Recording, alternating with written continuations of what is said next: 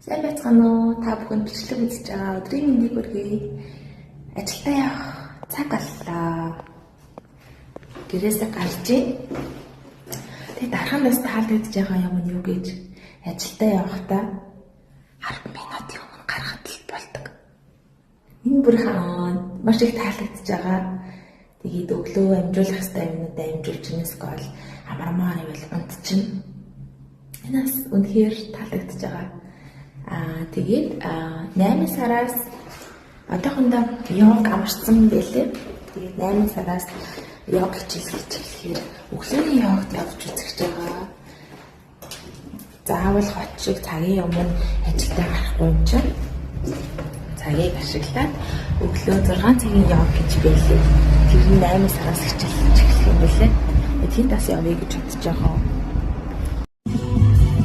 Өглөө гой дуу сонсоод эхлүүлэх нь аюу таалагддаг. Өөрөөр дунд аюу дуртай, сонсогч дуртай, дуулагч дуртай. Дуу бол бүх цаг үед хажууд нь байдаг. Зүйлүүдийн маань нэг.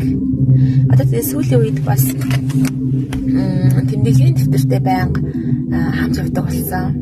Манифестэс болж шинэ хүсэл нэмэгдэх бүрт тэгээд хүсэл маань биелэх бүрт бицэн хүслээ дарддаг. Шинэ хүсэл нэмэгдэхээр бичдэг. Тэгээд одоо YouTube хийж эхэлж байгаа болохоор YouTube-ийн шээ санаа ч юм уу тиймэрхүү юм гарч ирвэл бас энэ дэвтэр дээр бичээдэй гэж бодож байгаа. Өмнө тэмдэглэлийн дэвтрийг нэг сонирхдаггүй байсан.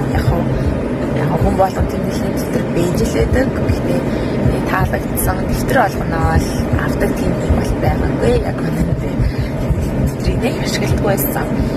Одоо бол тэмдэглэлийн дэвтэр бол миний бүр сайн найз болсон. 7 хоногт ямар ч байсан 3-4 удаа дэвтрийг нээж юм бичдэг. Тийм болсон. Тэгээд ер нь бол хөвчлэн байнга авч явахыг хичээж байгаа. За одоо цаг 8:29 болж байна. Манай ажил 8:45 гэхэд бэлэн байх хэрэгтэй байдаг. Тэгээд 8:30 гээд гэрээсээ гарахад яг болдог. Тэгээд 10-15 минутын өмнө очиод машинаа байрлуулж тавьчаад ажил руу ороход яг л манай ажлын цаг болчихдог. За одоо 8:30 болж байна. Ажил руугаа хөдөлгөөе.